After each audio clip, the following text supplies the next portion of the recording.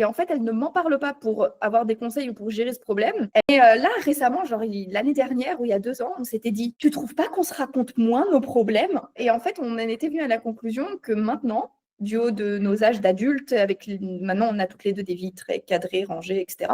En fait, on s'est rendu compte que comme on a toutes les deux posé des vies plutôt cadrées, nos problèmes, on s'en parle, mais a posteriori. Ça veut dire que quand elle a un problème dans sa vie personnelle, elle va pas me le raconter tout de suite. Elle va le gérer et va parler d'autres choses, ou on va parler d'autres trucs, on va discuter, on va rigoler.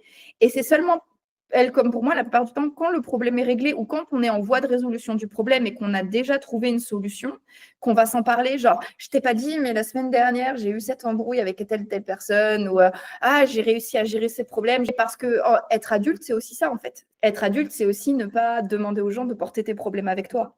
Bien sûr, si elle m'appelle et qu'elle me demande de l'aide, je serai toujours là. Si elle me demande conseil, je sais aussi que je pourrais toujours compter sur elle.